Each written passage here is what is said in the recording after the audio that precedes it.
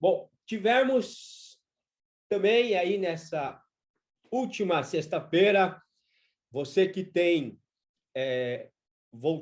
falei isso na sexta-feira passada, estou falando agora nessa postagem, não abandonamos as nossas lives a respeito da política humanitária, isso que faz parte da nossa missão como chaplain, né? Eu sempre falo, nós temos aí um triângulo, uma ação triangular, que é o aspecto diplomático, como nós discursamos, a maneira que nós discursamos na sociedade, quais são os assuntos que queremos levar como princípio, queremos levar como valor, temos o ponto legal sempre dentro da legalidade, seja no campo internacional, abraçados e abrigados pela Convenção de Genebra, ou mesmo as leis que são locais de cada país, e sempre o olhar, sempre a ação, sempre tendo como arma, tendo como nosso principal motor a espiritualidade, essa ação incrível do ensinar mais uma vez, reativar na sociedade o aspecto do contemplar e do transcendentar. E dentro deste olhar, cultivar políticas que sejam públicas, um discurso que possa mesmo fazer com que os nossos líderes, dentro da nossa formatação humana e humanitária, eles possam formar políticas públicas concretas. Discutimos nessa última sexta sobre o que é verdadeiramente uma política social, não é? Qual é? Porque quando eu vou falar dessa ação social, a primeira coisa que vem em nossa mente é a cesta básica, é o Bolsa Família, e as ações sociais, a política social, ela é muito mais profunda que isso, e ela tem a ver com um resgate da nossa identidade como cidadão, nossa identidade, sim, como brasileiros. E dentro desse esse aspecto, né, de políticas verdadeiramente sociais, encaixamos o debate do voto impresso e das urnas eletrônicas, até quando esses votos são o que existe realmente por trás. Tivemos aí a grata e a surpresa presença do Dr. Sérgio Redó, um dos grandes advogados, um professor, né, dentro desta área jurídica, e que deu um banho para nós. Esteja aí acompanhando também, né, essa última live, e estamos no Zoom, minha gente. Agora, esteja sempre conectado conosco dentro do Zoom. Boa noite, senhoras e senhores. Em nome da Jeto International, eu dou as boas-vindas para mais uma live. A live de sexta-feira, dedicada e debatida a políticas humanitárias. A live de hoje é ombreada entre o Dr. Rodrigo Teras e o Dr. Diógenes Ceni. E para aproveitar o tempo, como eu disse logo no início, eu já vou de imediato passar a palavra para o Dr. Diógenes, para que ele é o âncora dessa live de sexta-feira, e para que ele possa fazer a sua apresentação e apresentar também o Dr. Rodrigo Teras, para que nós possamos já de imediato dar início ao assunto, que hoje é políticas humanitárias, justiça social e etc.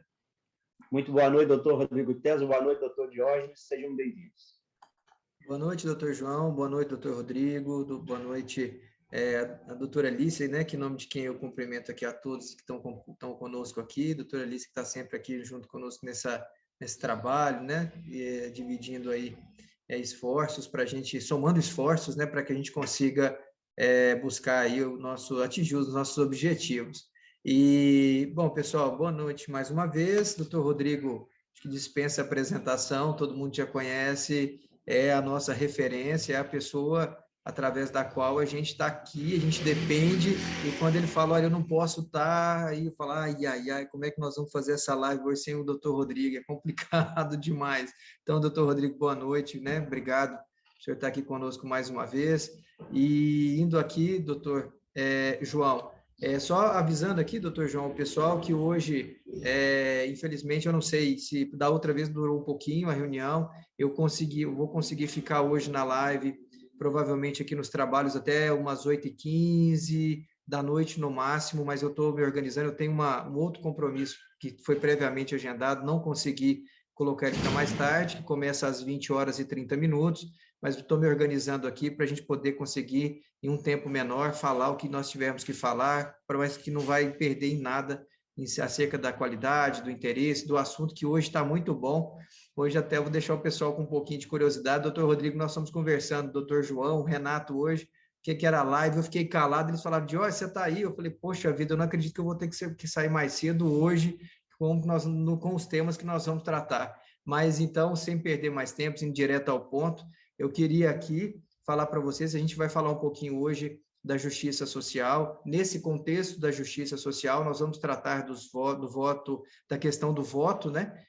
Impresso, eletrônico, mas a gente vai tratar isso dentro de um contexto da justiça social, porque não tem como falar da justiça social sem falar no voto, porque é o direito do cidadão, é a maior arma, é o maior poder que o cidadão tem num país democrático como o nosso.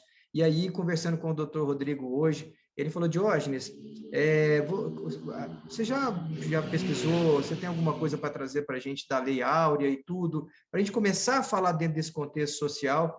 E aí, doutor Rodrigo, numa busca aqui bem objetiva, e o pessoal pensa que simplesmente a princesa Isabel chegou e falou assim, levantei hoje, tomei um café, vou assinar a Lei Áurea e vou libertar todo mundo, né?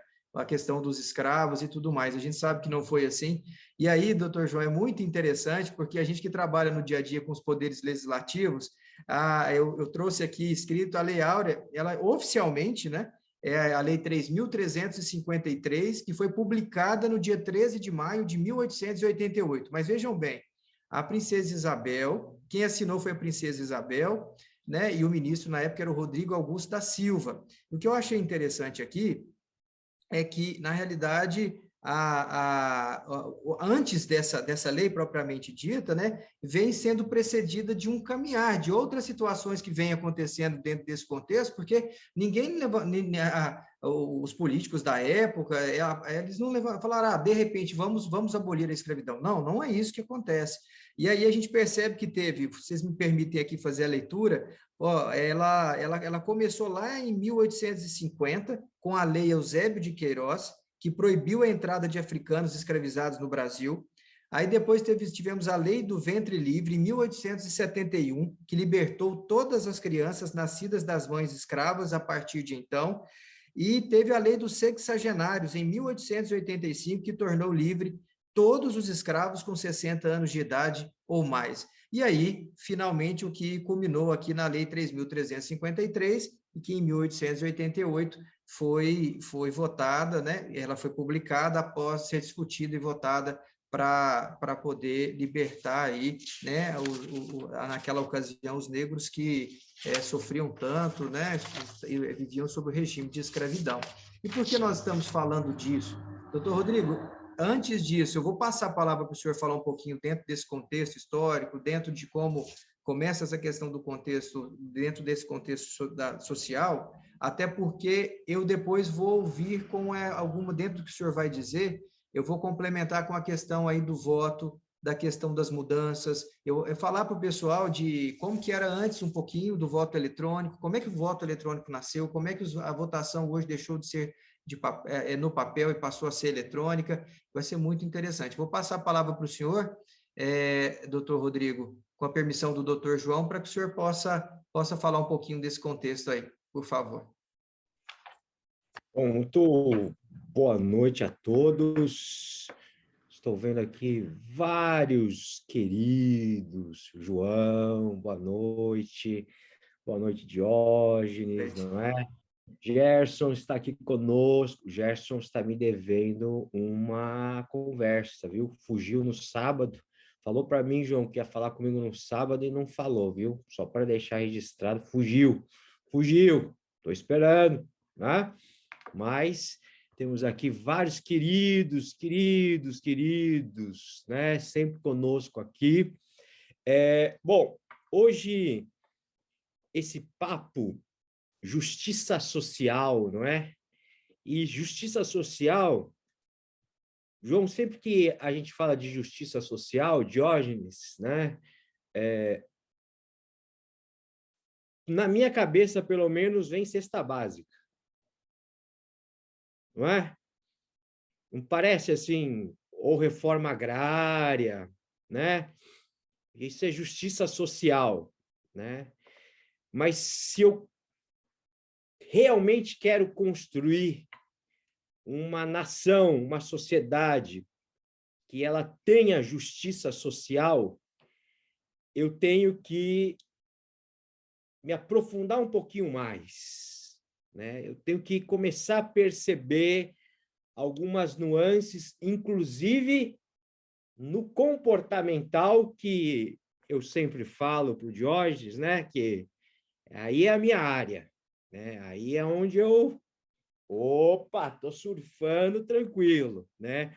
As questões da legalidade, meu Deus do céu, faço a menor ideia de nada, mas na questão, quando falamos de justiça social, eu quero colocar já esse ponto aqui na discussão. Nós precisamos ampliar o significado do que é justiça social.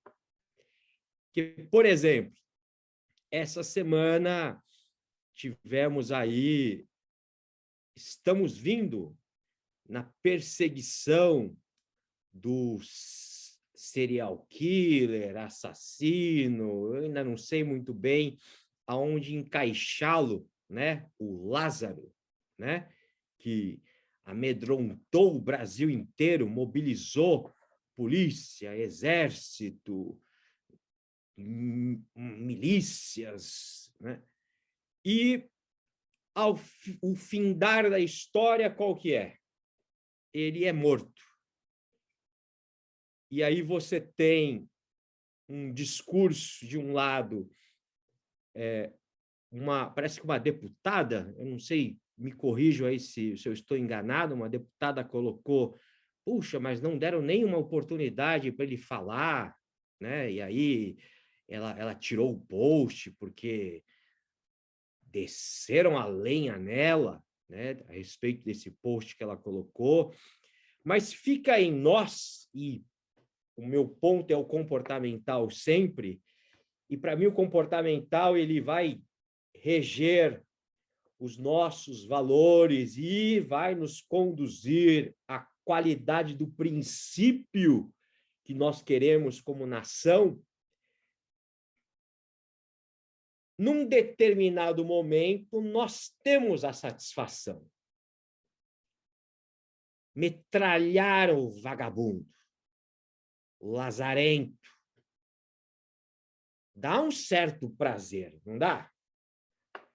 Eu duvido que aqui na sala, quando alguém recebeu a notícia, falou, puxa vida, que pena, mataram o Lázaro, poxa, nossa, que dó, né? Meu Deus do céu. Não, a sensação que nos dá é uma sensação, é satisfatória. Vagabundo, morreu, salafrário, bem feito.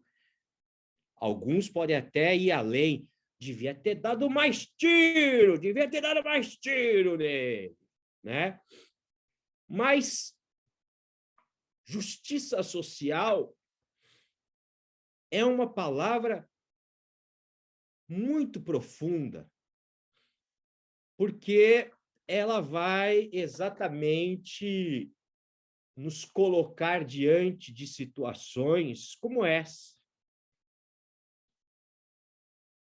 Igual quando metralharam o carro daquele cantor no Rio de Janeiro, por ele ser negro, e metralharam o carro dele. Nós estamos e nós precisamos discutir, e a discussão não necessariamente, e eu acho que é isso que falta para o brasileiro, não é? O brasileiro, ele acha que ele precisa findar o raciocínio. Não, a gente precisa começar o raciocínio. Porque se a gente não partir da ideia do que é justiça social não é cesta básica, justiça social não é Bolsa Família, justiça social envolve toda essa estrutura de sociedade que hoje eu e você vivemos, aonde um Lázaro, sim, eu, Rodrigo, tenho vontade de ir lá e metralhar ele, mas tem que existir uma estrutura para que essa estrutura ela não e jamais possa ser, nunca possa ser posta em dúvida, como, por exemplo, a ação da polícia. Eu sou um defensor da polícia, todo mundo sabe disso, sou um grande defensor da polícia, tenho grandes amigos policiais, mas jamais podemos colocar a polícia numa situação aonde possa se gerar dúvidas das suas ações. Então, justiça social é algo muito mais profundo do que simplesmente nós estabelecermos essa identidade de vamos dar bolsa, vamos, igual saiu, né, aqui em São Paulo, governador vai dar não sei quantos R$1.000 de benefícios, né? Que eu acho ótimo, que parece que o governador está dando do bolso dele, né? É do meu bolso que ele está dando, é do seu bolso que ele está dando, né? É do bolso da federação. Então, justiça social, nós temos que começar a entender, dar um passinho para trás, que é muito mais profundo do que eu só entregar a casa própria para a pessoa. Oh, fiz o programa da casa própria. Ah, que maravilha! A casa é sua. Estou lançando aqui o programa, João. A casa é sua. Casa própria, para a família, para o trabalhador brasileiro, não é? Então, eu começo daí o meu pontapé inicial. Ok. Doutor Diógenes, se me permite, antes da sua participação, eu queria aqui dar as boas-vindas e agradecer a presença do doutor Sérgio Redó, que está aqui conosco, um imortal da Academia William Shakespeare. É uma honra tê-lo aqui conosco, doutor Sérgio. Muito obrigado pela sua presença. Doutor Diógenes, com a palavra. Pois é, e dentro do que o doutor Rodrigo acaba de dizer aqui, doutor João, a gente fica pensativo, né? Porque quando a gente fala aqui de uma lei de 1888, nós percebemos que muito daquilo que era a época, né, a não ser, acabou com a formalização de uma coisa que se entendia como normal, hoje, de alguma forma, ainda permanece. Então, tanto que nós falamos sobre isso na live da semana passada, né, com o pastor Albert, que, diga de passagem, foi muito interessante aqui, trouxe fatos para nós. Tivemos aqui casos inusitados aqui, eu particularmente não sabia. O Ángel, né, disse que na Argentina, por exemplo, ele não sabia o que era essa questão do racismo, porque lá não houve essa questão da escravidão, né, na Argentina. Achei muito interessante aquela fala dele. Então, a gente percebe essas questões. Então, quando a gente fala da justiça social, doutor Rodrigo, quando o senhor fala que a justiça social não é não é, a cesta básica, o tijolo, mas acaba que na prática, doutor Rodrigo, isso vai começar a se confundir um pouco, porque quando a gente entra eu digo, quando a gente, muitas coisas mudaram, mas principalmente em lugares mais pobres, mais desguarnecidos de uma estrutura maior, ainda assim, doutor Rodrigo, a justiça social, infelizmente, ela é a troca do voto pela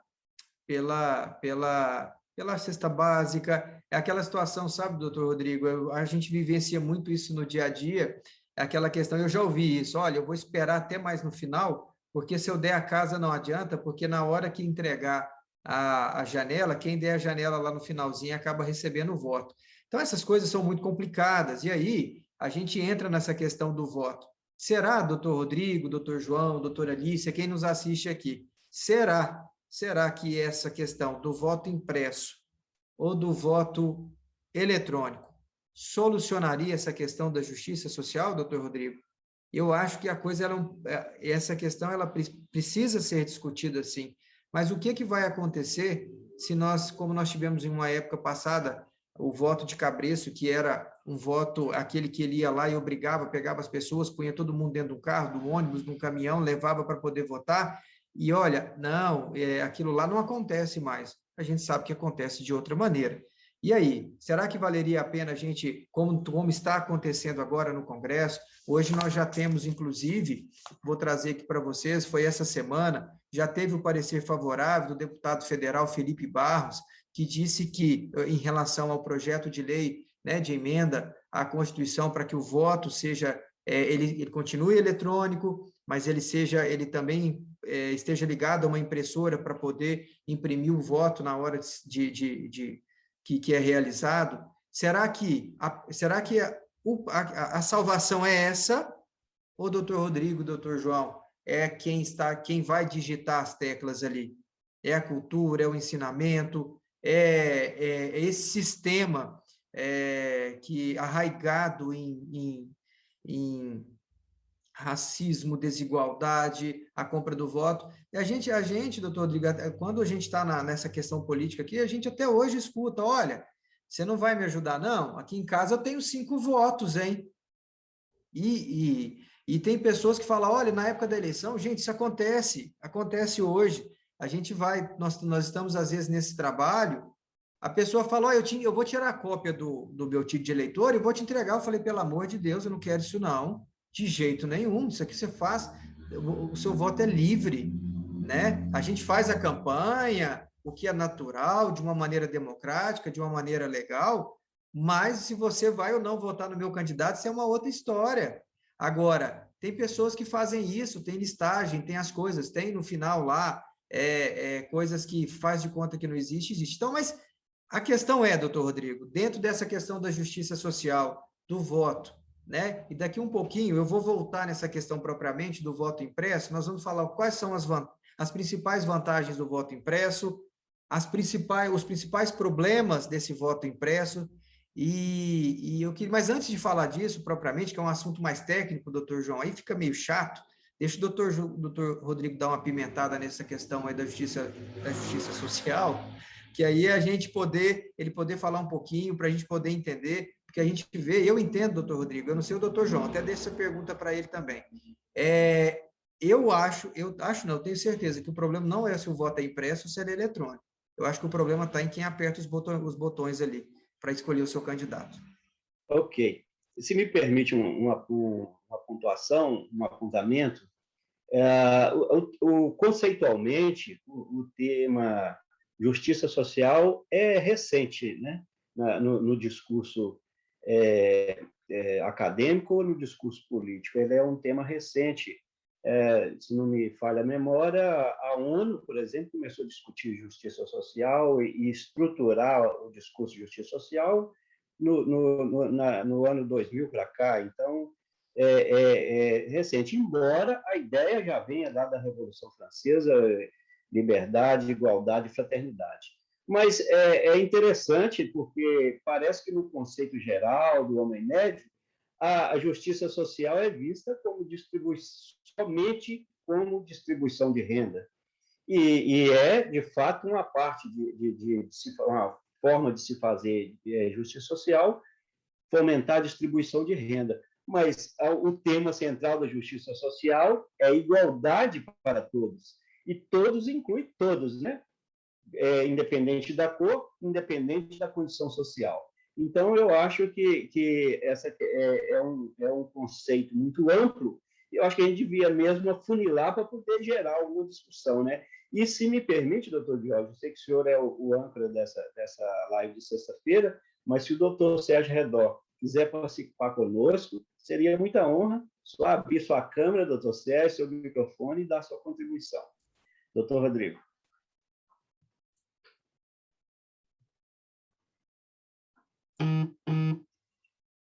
O seu áudio... Está fechado, o áudio do senhor.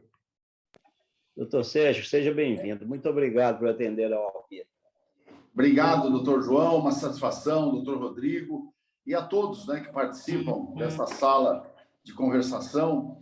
Eu ouvi atentamente aí, né, as observações feitas pelo nosso ilustre mediador, né, da tese dessa live, e eu vejo o seguinte, particularmente, né, três assuntos rápidos, né, para serem abordados. O primeiro, no que se diz respeito à questão, eu acho que o mais importante agora, até para nós chegarmos a uma justiça social, é termos uma democracia estável, né? E, particularmente, eu já acompanho esse processo há muitos anos, não é? Eu tenho aí um trabalho, eu tenho um livro sobre direito eleitoral que eu escrevi em 2004, né? Guia Eleitoral. Eu tenho também, fui candidato a senador por São Paulo em 2010, né? E, na verdade, eu vi com os meus olhos, né? Eu senti, participei de que realmente essas urnas são falhas. As urnas não são fidedignas ao que nós realmente entendemos. E aí é fácil ter uma rápida percepção. Só existem 3 países no mundo que adotam esse sistema eletrônico nosso. Só 3. Brasil, Venezuela e Cuba. Ora, nós temos 196 países dentro do processo civilizatório da Organização Mundial, da ONU. Quer dizer, só 3 países. Os Estados Unidos, quando teve aquele problema seríssimo, não é? Entre o George Bush com o Al Gore, que veio aquela discussão tremenda entre republicanos e democratas, aí nós já tínhamos adotado, porque as urnas eletrônicas, quem implantou ela foi no governo Fernando Henrique. Aí o que aconteceu? Criaram uma comissão do Pentágono, juntamente com o Estado americano, com a finalidade de virem aqui para verem como é que funcionava o nosso sistema eleitoral e a rapidez, inclusive, que era dado os resultados e tal. Para vocês terem uma ideia, eles ficaram aqui exatos 5 dias e foram embora. E se recusaram a dar na verdade, uma opinião sobre o processo, tal a forma com que eles encontraram. Não é? Quer dizer, então veja, e aí eu vou ser muito franco, aí é uma questão de ordem pessoal minha, mas aí eu fico analisando. Quem administra até hoje, em questão até de um contrato que foi feito na época ainda do governo do presidente Lula, é a Smartmatic. A Smartmatic é uma empresa que, por acaso, o presidente da empresa é venezuelano.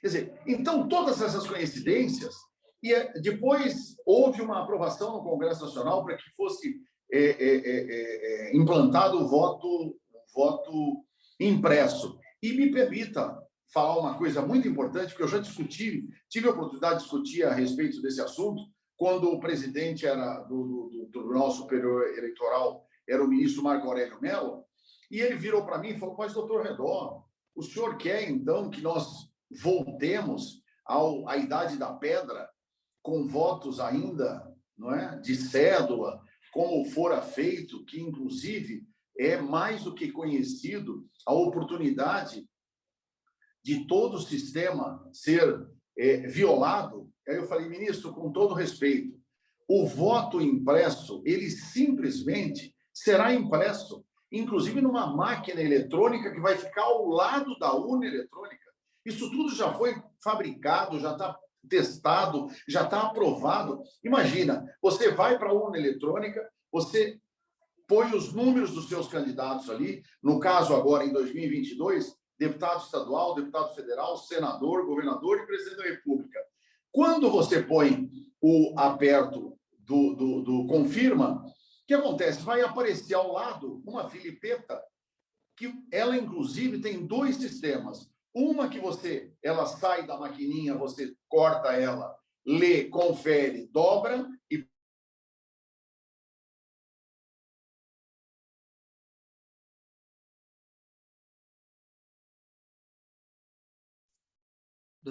Doutor João,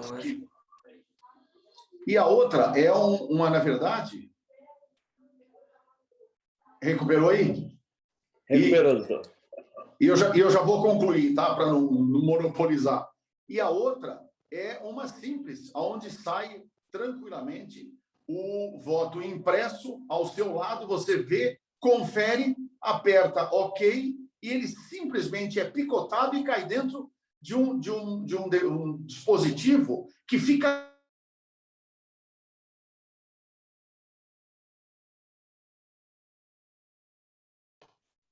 A internet dele lá não está boa. Não está. Pelo candidato que se achar prejudicado. Então, veja, esse é um problema extremamente importante. Me permita ao professor aí, que também vai tecer a sua opinião sobre esse assunto, mas eu penso o seguinte: se nós quisermos justiça social, se nós quisermos um governo democrático, se nós quisermos realmente ter a continuidade de um processo que nós estamos vivendo, um país onde nós hoje temos orgulho do verde e amarelo, um país que tem demonstrado estar totalmente estável, com uma regularidade democrática, nós temos que ter, sem sombra de dúvida, o voto impresso. E eu tenho certeza que aqueles que são contra, com o máximo respeito, com todas as vênias, mas não querem a democracia, querem continuar com esse processo totalmente ilegal e totalmente fora de qualquer oportunidade de que nós possamos, sim, ter o controle dessa questão e fazer com que quem vença a eleição seja exatamente aquele que é escolhido pela sociedade brasileira. É como eu penso. Muito obrigado, doutor Sérgio, pela sua participação. E eu convido a conhecer mais sobre a Jet International. Teríamos muito gosto de tê-lo conosco, Serrano Fileiras. Muito obrigado. Muito obrigado. E já não é a primeira vez, o senhor já participou conosco em duas grandes oportunidades da academia, na posse, inclusive, dos nossos acadêmicos, o italiano, não é, o senador, e tantos outros, e sempre foi muito gentil e atencioso, e eu tenho o maior prazer em participar, sim. Uma honra, viu? Muito obrigado. Obrigado. Doutor Rodrigo Teres. Muito obrigado, doutor Sérgio, também pela participação, né? Saudar a doutora Alicia, que está aqui conosco também, né? Querida amiga, né? E lembrar o seguinte, né?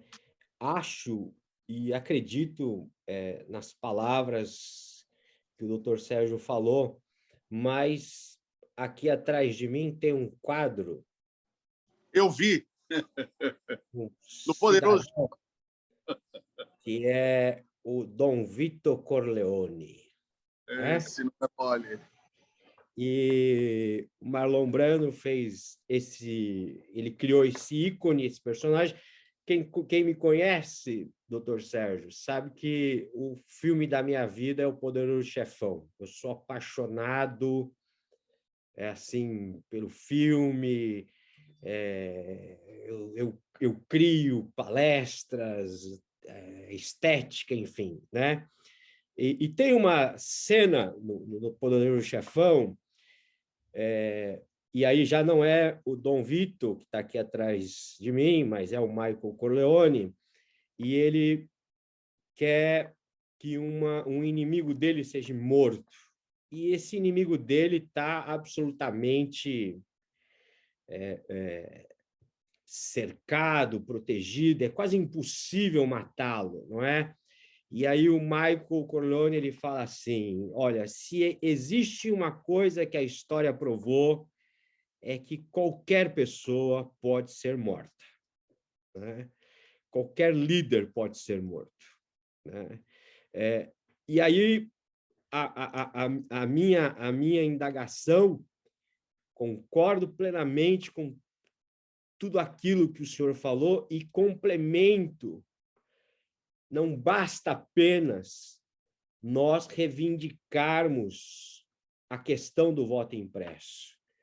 Nós temos que reivindicar um posicionamento de cidadania, um posicionamento aonde o brasileiro que aperta ou que preenche a determinada cédula, ele tem que começar a entender este poder que ele tem.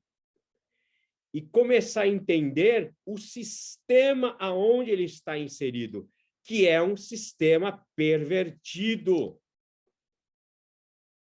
O nosso problema é mais embaixo.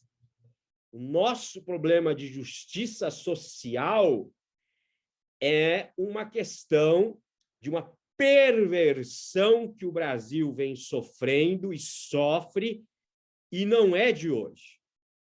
São anos e mais anos, não é? Acredito eu, como o doutor Sérgio falou, pela primeira vez temos orgulho das cores da nossa bandeira pelo que ela é, e não por uma representação de um futebol, de uma euforia esportiva. Não, estamos começando a gostar de ser brasileiro. Isso é muito bom. Isso é maravilhoso.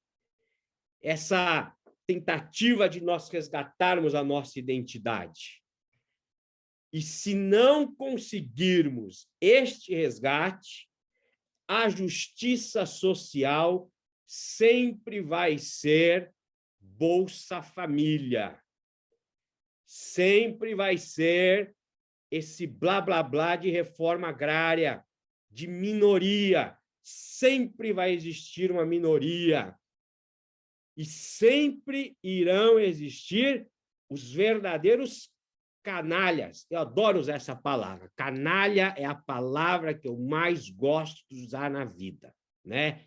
Canalhas que estão aí no poder há muitos anos, né? Para não dizer há séculos, e mantendo estes discursos que nós estamos ajudando, que nós estamos democratizando, que nós estamos dando voto impresso, o voto eletrônico, não é? Porque a discussão, por exemplo, Diógenes, veja se eu estou enganado. Até alguns anos atrás, batíamos no peito sobre o voto eletrônico. O Brasil era o país que, em menos de 48 horas, sabíamos quem era o presidente, e era um orgulho. Olha que país é esse. E se eu não me engano, perdão se eu estou sendo ignorante, mas essa questão começou a ser posta abaixo na última eleição da Dilma, quando logo em seguida o seu Aécio Neves botou em xeque a questão das urnas eletrônicas, não é? E aí eu sempre fico pensando, estamos só no Durepox. Eu falo isso muito aqui, é o país do Durepox, mas não estamos resolvendo realmente a complexidade que é o significado, não é? O abraçar, né? Nós líderes que estamos aqui, nós temos responsabilidades, nós que ocupamos cargos, né? Do que é ser um país que oferece justiça social. Porque engana-se um milionário que acha que tem justiça social. Cidadão vive em carro blindado e cercado em condomínio com 15 mil metros de muro. Ó, que maravilha, que ele vive ótimo. Igual o Silvio Santos, uma vez deu a declaração: eu gosto de ir para Miami porque lá eu me sinto normal. Pô, que vida de, né? M, literalmente, que você vive. Perdão da palavra. Volto aí para um de vocês aí. Doutor Diógenes, só incluir aí no debate, doutor Diógenes, porque a justiça social, ela significa igualdade para todos. Mas, na hora de votar, ela é plena, né? Porque o voto de quem mora na comunidade, nos aglomerados, tem o mesmo valor de quem mora atrás dos 15 mil metros de muro, como disse o doutor Rodrigo Teres.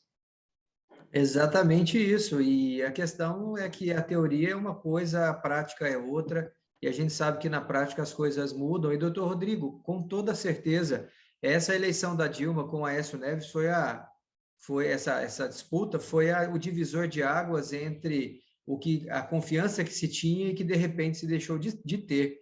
E aí, dentro disso, doutor João, a gente entrando aqui propriamente na questão de vantagens e desvantagens do voto impresso, né?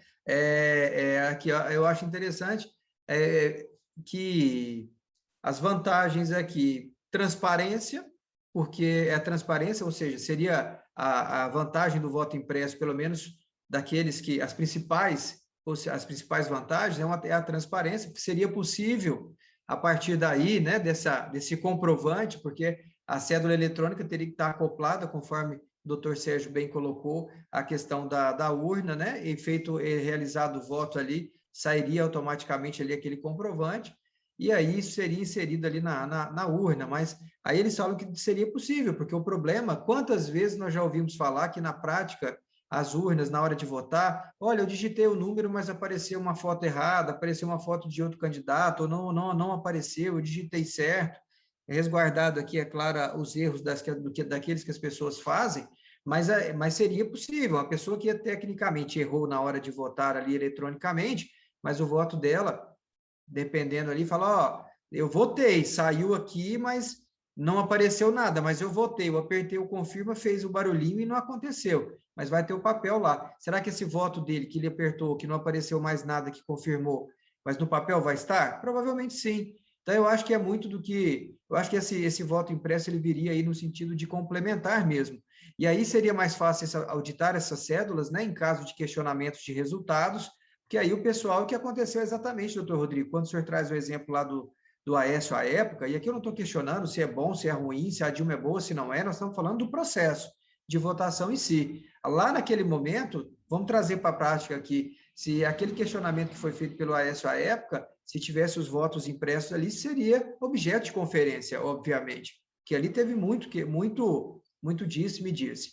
Aí a segurança, eles falam que é uma vantagem também, né? Que essa questão do sistema eletrônico, e eu acho que entra muito naquilo que o doutor Sérgio colocou quando vieram essas pessoas, né, dos Estados Unidos para poder avaliar, para ver se colocariam e não colocaram, porque o sistema eletrônico, ele pode, por mais seguro que ele pareça, ele pode ser hackeado, aqui na Câmara Municipal mesmo, né, tem uma Câmara que a gente presta aqui assessoria, essa Câmara Municipal teve o seu sistema que era super, hiper seguro, hackeado, entraram, simplesmente se perdeu tudo que tinha. Então, é uma situação bem complicada mesmo. E então, o papel, não tem jeito do hacker entrar no papel. O papel está ali do lado, ele vai servir para a conferência.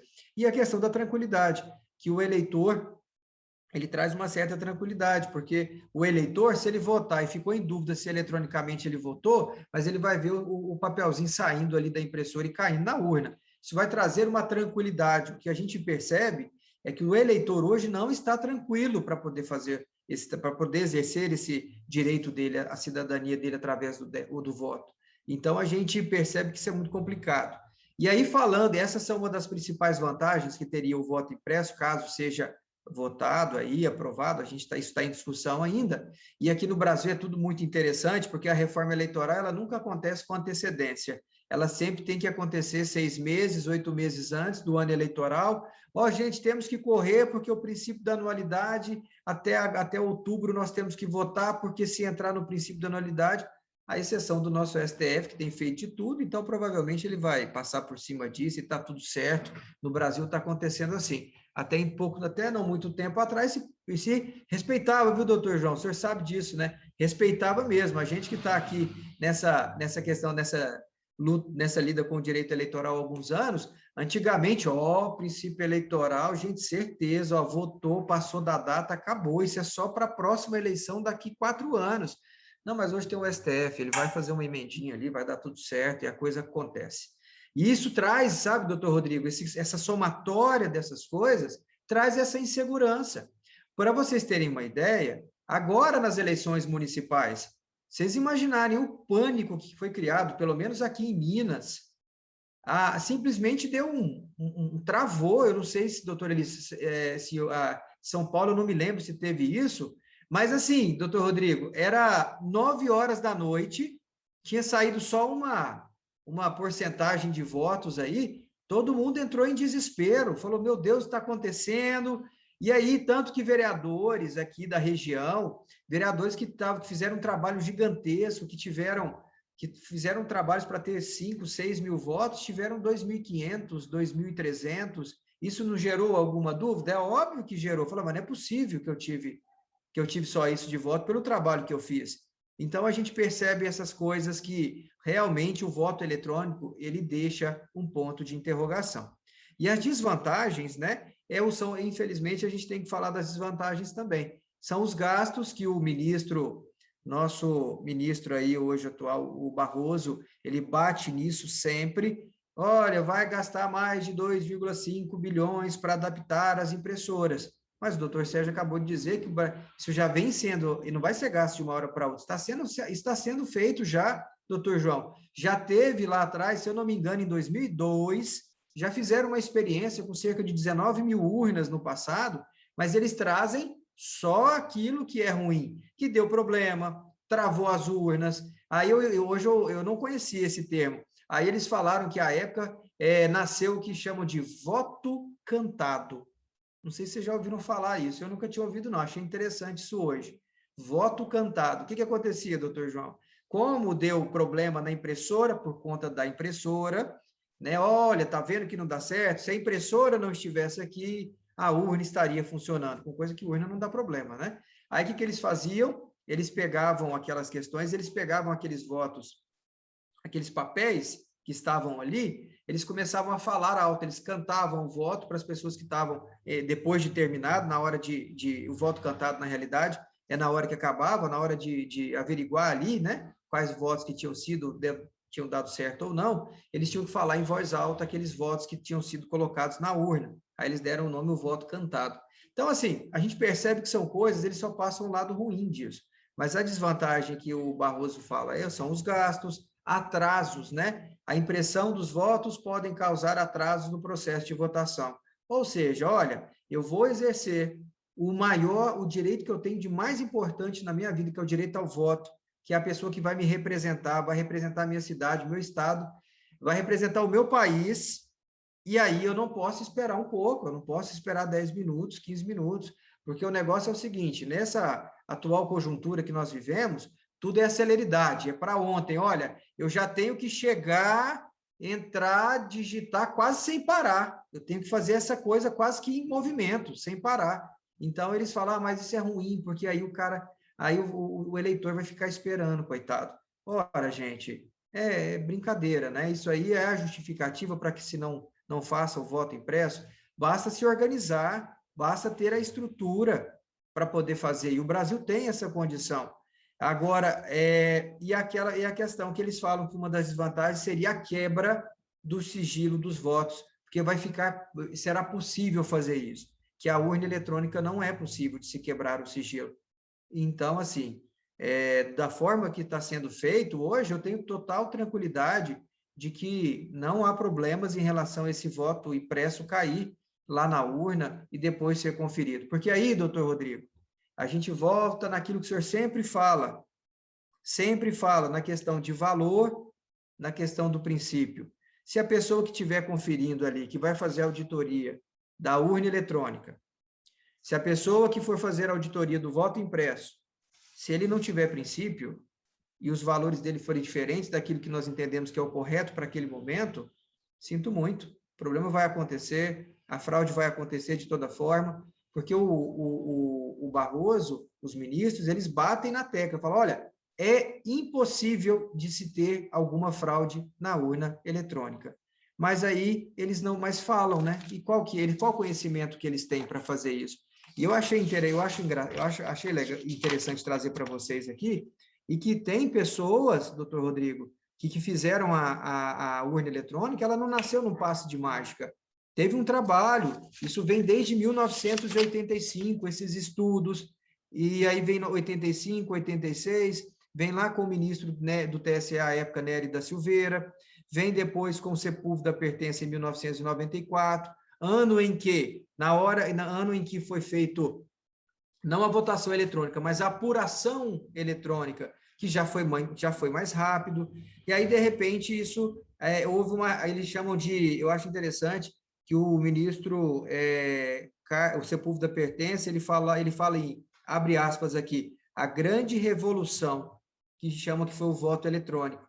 Bom, era a grande revolução naquele momento, mas depois se apontam as falhas. Mas aí a gente percebe e fala, bom, mas quem criou isso? Quem criou? Quem teve essa ideia? Foram pessoas que a gente poderia confiar? E eu acho, doutor Rodrigo, que aí vem a confiança que se tinha até a época daquela eleição da Dilma.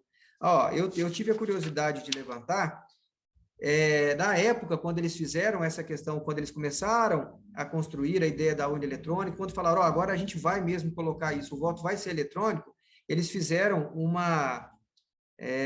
grupo técnico determinado, veja bem o nome, Grupo de Notáveis. Aí para esse grupo foram chamados 3 engenheiros, um do Instituto Nacional de Pesquisas Espaciais, o INPE, um engenheiro do Exército, né? No caso, um do Exército, um da Aeronáutica, do Departamento de Ciência e Tecnologia Aeroespacial, DCTA, e um da Marinha e um do Centro de Pesquisa e Desenvolvimento em Telecomunicações. Então, a gente percebe, doutor Rodrigo, doutor João, doutor Sérgio, doutora Alicia, todos nós que estamos aqui, a gente percebe que teve um começo bem técnico mesmo, a coisa foi estudada, isso não nasceu do nada. Agora, nós sabemos o que é a política e a técnica. Eu trabalho com isso diariamente. Às vezes, técnica e política não caminham juntos. E aí, como é que ficou isso depois? Até, às vezes, foi colocado de uma maneira correta. Mas e depois? Como é que aconteceu essa situação da Dilma? Por que foi esse questionamento? Então, a gente percebe que lá em 1996, quando aconteceu aí a primeira eleição informatizada, foi aquela coisa, olha, o Brasil agora não tem país igual, todo mundo vai seguir. O Brasil foi a cabeça pensante, mas não aconteceu. E aí o doutor Sérgio traz, eu fico triste toda vez que eu ouço isso, mas é verdade. Aí vem Cuba e vem Venezuela. Aí o deputado que aprovou agora o voto impresso, ele até mencionou o país, a Venezuela, como exemplo. Mas, gente, isso vem de coisas que foram feitas lá no passado. Então, é interessante a gente trazer isso aqui, que a questão do voto eletrônico, ele tem seus benefícios e tem seus malefícios, assim como o voto impresso, mas eu acho, e aí é uma questão pessoal, para não me alongar mais, eu falei isso na outra live, eu acho que o Brasil, ele não estava preparado, eu não sou contra o voto eletrônico, mas o Brasil não estava preparado de sair do voto impresso e pular diretamente para o voto eletrônico. Eu acho que isso que está se fazendo agora, que é o voto eletrônico e o voto impresso, deveria ter sido feito lá atrás. E na hora que a coisa tivesse consolidada, olha, gente, já temos anos de trabalho, já temos condições de mais do que suficiente de ver que caminham juntos aqui, eu acho que aí a gente consegue pular para o voto eletrônico e entraríamos em outras situações de economia e tudo mais. E é tão interessante que a doutora Alicia, ela colocou aqui, na primeira eleição eletrônica dela, ela colocou que foi em Mátipo, aqui na cidade, né? Ela colocou, quando mataram o prefeito, o Elcinho da farmácia, que foi assassinado na festa da exposição da cidade. Isso acontece no momento de uma eleição eletrônica. Então, a gente percebe que não adianta a informatização da coisa, porque o ser humano está por trás dela. Quem faz a eleição, né? São os seres humanos, não adianta. Então, aí o Emanuel está perguntando aqui, ó, doutor, será que esse voto impresso e cantado será uma realidade na próxima eleição? Emanuel, a gente vai ter que ver. A gente vai ter que ver a prática disso. Na hora do voto, vai dar. Aí eles vão falar assim, ó, tá vendo? Deu problema por causa da impressora. Mas a urna eletrônica, ela dá problema de qualquer jeito, ela não dá problema só por causa da impressora. Agora, há quantos anos nós já estamos discutindo a volta disso? Agora, nós estamos há 1 ano e meio das eleições, há 1 ano das mudanças que precisam ser feitas, aí vai se ver, vai se avaliar. Eu vou falar para vocês aqui da experiência própria que nós temos. E agora, de verdade, para encerrar. Eles falam que quem fala muito fala sempre isso, né? Então, eu acho que eu falo muito mesmo. Aí, eles falam o seguinte, isso não... Ó, gente, as mudanças, doutor João, nós somos advogados aqui. A doutora Alicia acho que ela vai concordar comigo. As mudanças para as eleições estaduais e federais, que vão acontecer agora, no ano que vem, 2022, as mudanças, ó, elas são desse tamanhozinho assim, ó, só para falar que mudou alguma coisa. O senhor sabe aonde que vai acontecer essa mudança do voto impresso? Se acontecer, e aí, doutor Sérgio, é uma opinião particular, pessoal, pelo que sabe onde que sempre feita essas experiências?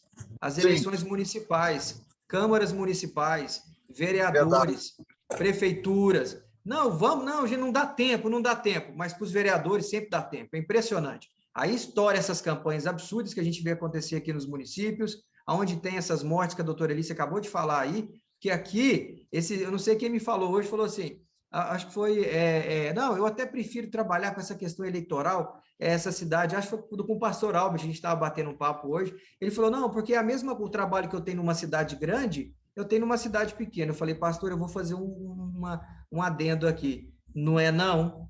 O trabalho nessa cidade pequena, mas é muito mais difícil, é muito mais complicado, porque a cidade pequena ali, geralmente a cidade é de A ou de B. Essas duas frentes que vão brigar. Não tem uma terceira via. Verdade.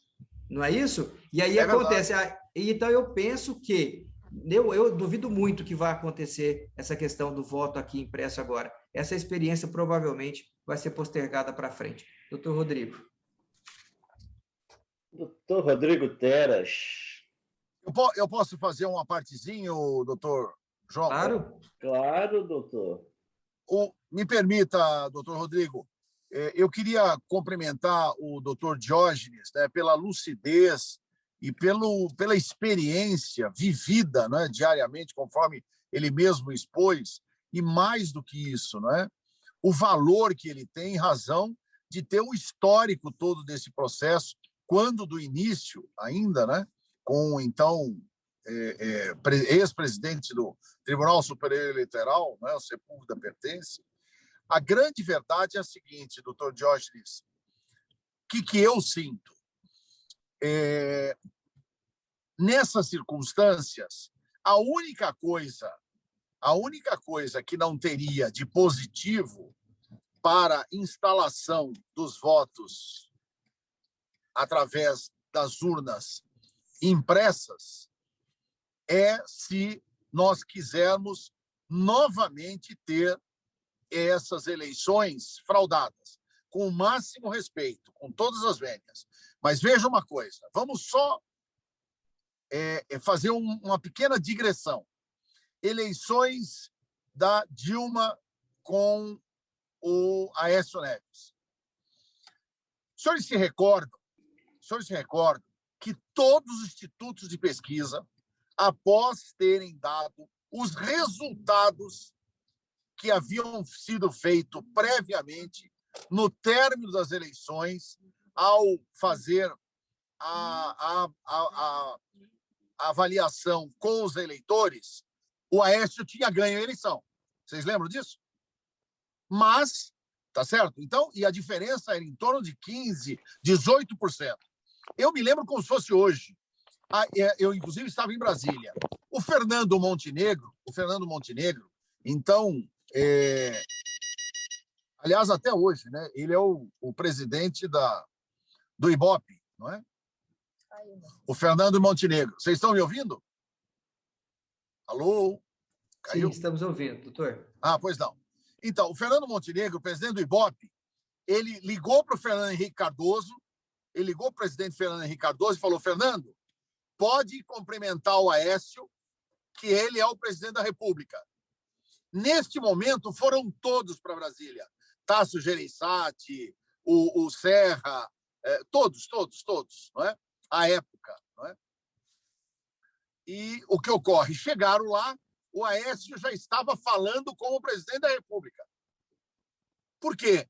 Porque, estatisticamente, inclusive na época, foram ouvidos outros...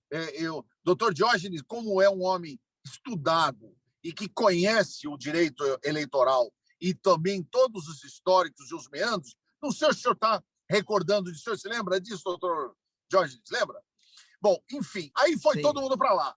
A Globo e as emissoras não quiseram embarcar nessa... Porque eu também sou jornalista e eu sou atualmente, na época não era nada, mas atualmente eu sou o presidente da Associação Paulista de Imprensa.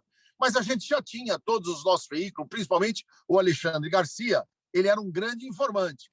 E eu falava: como é que é, Alexandre? Vai confirmar e tal? Olha, Redol, o presidente é o Aécio, não tem quem tire do Aécio. Acabei de falar agora com o Fernando já me garantiu que o Aécio... Bom, enfim, o Aécio. Aí, de repente, não sei se os senhores se recordam, quando, na verdade, houve uma paralisação por 2 horas da apuração eletrônica e que o motivo foi em razão dos votos no Pará e em Roraima, por questões de fuso horário, não terem ainda sido auferidos. Lembram-se disso? 2 horas. Sim. E nas exatas 2 horas, não vamos aqui com teoria, né, da conspiração, mas nas exatas 2 horas, a Dilma virou e, na verdade, com margem mínima de votos, foi eleita presidente da República. Imediatamente, o Aécio entrou com uma ação de impugnação no Tribunal Superior Eleitoral, mas aí é aquela coisa, vai impugnar o quê?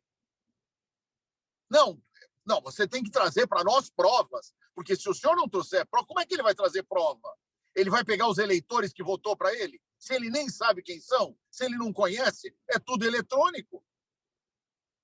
O senhor está entendendo? E aí, sim, esse é um fato. Outro fato. Em São Paulo, nós tivemos um candidato, que é o falecido, saudoso Bruno Covas, que saiu em disparada em todas as pesquisas, e aí, quando foi exatamente no dia do pleito, ele teve ali um problema não, né? Mas houve uma certa disputa, óbvio, aí não como ocorrera com o Aécio e a Dilma, que o Aécio disparou na frente.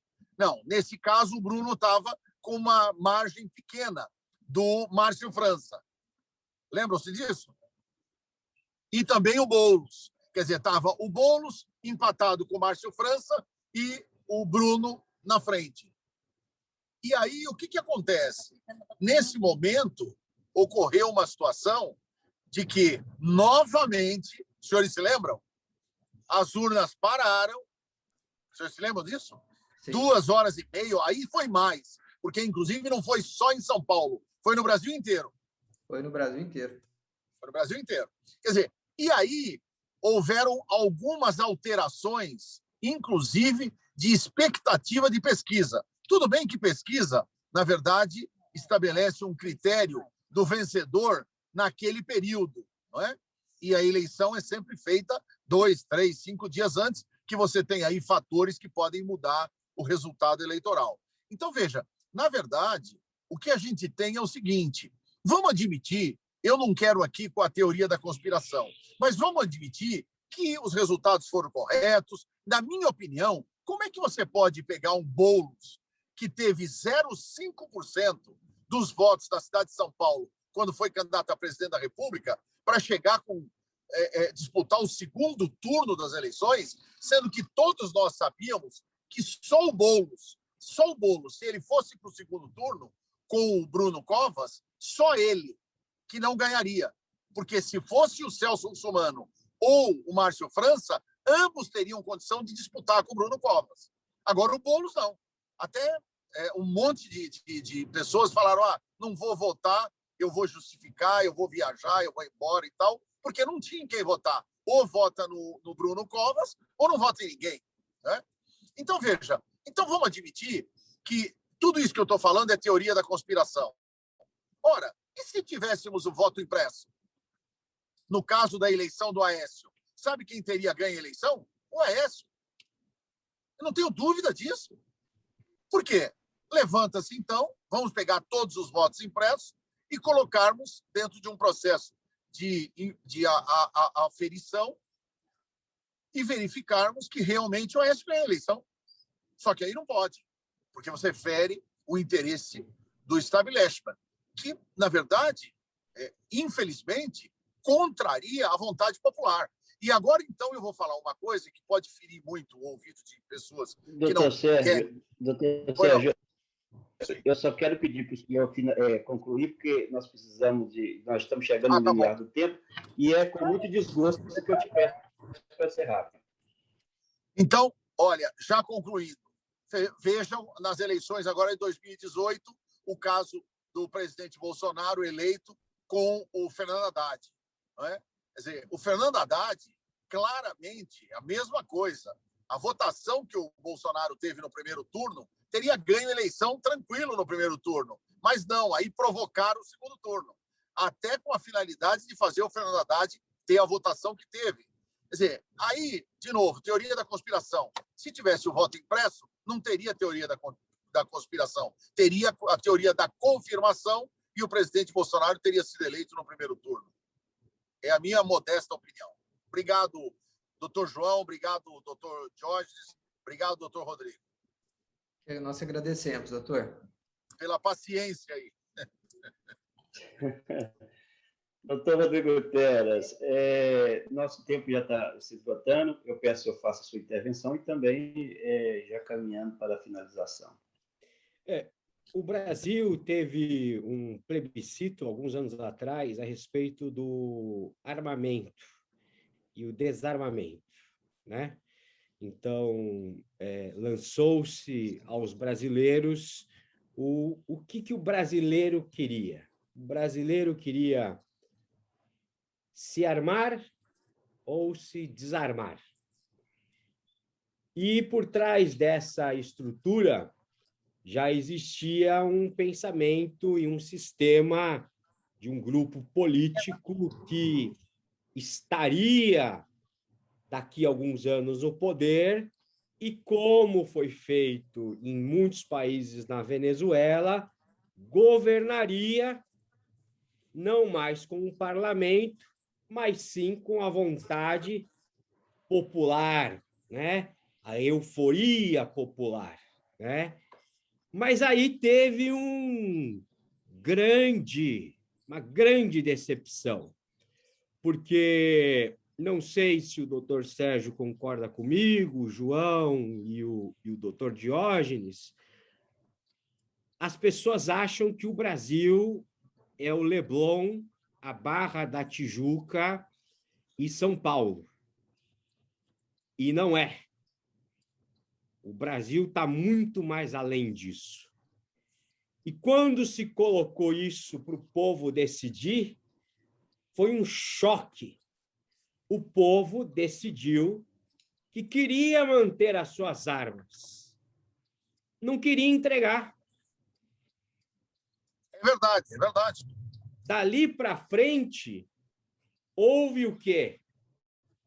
Houve uma grande abertura de que existe, sim, dentro do brasileiro, um aspecto de conservadorismo, um aspecto de valor, mas que este conservadorismo, este valor, ele não é maturado, ele não não se rega, não se deixa essa terra florescer de quem é esse verdadeiro brasileiro. Sempre se tenta abafá-lo, Sempre nós estamos tentando, de alguma forma, fazer com que vá para baixo esse brasileiro. A minha grande indagação, concordo plenamente com tudo aquilo que o doutor Sérgio falou aqui, mas eu ainda acredito que temos que dar um passo para trás. E o meu passo para trás é esse, porque a gente está sempre remendando a porcaria, a tranqueira que o outro fez. E nós temos como povo um povo que é um povo que ele, mesmo sem ter acesso aos seus valores, aos seus princípios, por incrível que pareça, esse povo brasileiro carrega em si princípios e valores. São fagulhas, são pequenos brilhos, mas estão lá. Então, mais do que nunca, nós precisamos ativar isso, ativar esse povo, porque não adianta a gente só ficar nos extremos, porque nunca vamos sair deles, nunca vamos sair, não é, dessa estrutura, desse sistema que quer cada vez mais permanecer no poder, né? Então, para mim, o voto impresso e o voto eletrônico, eles devem acontecer, mas não adianta se nós não realmente nos aprofundarmos nesse resgate da identidade do povo brasileiro, que é extremamente necessário. Ser brasileiro, voltarmos aos nossos heróis, entender quem eles foram, entender que esse verde e amarelo não é floresta, ouro e céu. Não tem a ver com isso. Tem a ver com a história desse país. Passa por Orleans, Bragança e companhia, passa por índio, passa por negro, passa por escravidão, passa por sofrimento, por dor, passa por aristocracia. E se nós não confrontarmos isso, a gente só vai colocando o durepox. São as minhas palavras finais. Muito obrigado, doutor Rodrigo Teras. Eu passo agora a palavra ao doutor Diógenes, mas antes eu quero convidá-lo a conhecer a JET International e fazer parte da elite da capelania e da diplomacia civil, humanitária e da capelania internacional. A JET tem um curso de compliance voltado para as questões de justiça social, não um compliance técnico, interna corporis das corporações ou da governança, mas um curso de compliance filosoficamente implantado pelo Dr. Rodrigo Teras, para que possamos discutir essas questões de justiça social e como você, cidadão comum, no seu dia a dia, pode estar interferindo para melhorar a nossa sociedade, para que ela seja mais justa, mais humana, mais humanitária e mais igualitária. Doutor Diógenes, suas considerações finais. Muito obrigado. Muito obrigado ao doutor Rodrigo Teras. Aproveito para agradecer e agradecer também ao doutor Sérgio Redor pela surpresa de hoje e a excelente participação. Muitíssimo obrigado. E está convidado para as próximas. Muito obrigado, doutor João. Uma honra. Doutor João, só para finalizar aqui, só comentar aqui do Paulo Moura, ele fez um comentário aqui no chat. Paulo, eu acho que não vai dar para a gente poder falar muito sobre o que você colocou, mas quem sabe aí essa auditoria eletrônica, um sistema de auditoria seria interessante, sim, né? Vamos pensar positivo. Doutor João, agradecer aqui, realmente foi uma noite muito boa, fiquei feliz de poder me atrasar, já mandei uma mensagem, falei, vou me atrasar aqui, porque acho que o doutor Sérgio aqui conosco também fez a coisa ficar bem interessante, é bom demais quando a gente tem um bate-papo aqui com pessoas que conhecem ainda mais essa questão da política ali. E quando começa a falar de política, a coisa vai embora, a gente não quer parar de falar. Então, foi muito bom. Obrigado, viu, doutor Sérgio? Prazer conhecê-lo, né? E tomara que estejamos mais algumas vezes juntos aí. Quem sabe, né, doutor João, doutor Rodrigo, fazer uma live, convidar o doutor Sérgio para estar conosco, né? Como participando aí, vai ser muito bom. E, doutor Rodrigo, mais uma vez, muito obrigado. Foi muito bom estar aqui mais uma vez com o senhor, dividindo aqui com o doutor João. Agradecer a doutora Alícia, em nome de quem eu agradeço a todos os participantes aqui que estiveram conosco hoje. Foi muito interessante falar sobre esse tema que não dá para a gente esgotar. Eu acho que todos os temas que nós falamos aqui nunca dá para esgotar numa noite só, mas a nossa intenção aqui é trazer de forma objetiva aquilo que nós podemos fazer com as ferramentas que nós temos, que essa é a missão da Getro, né? Nós getrianos aqui, todas as pessoas que aqui estão, para a gente poder cumprir essa nossa jornada. Obrigado a todos, quero desejar uma boa noite, convidá-los para, na próxima sexta-feira, estarmos juntos, com certeza será mais uma grande noite, um grande encontro. Fiquem com Deus. Muito bem. Então, fica aqui nosso agradecimento a todos e lembrando, gente, que nossas lives não têm o objetivo nem o compromisso de esgotar o assunto, mas de provocar a discussão e provocar o pensar.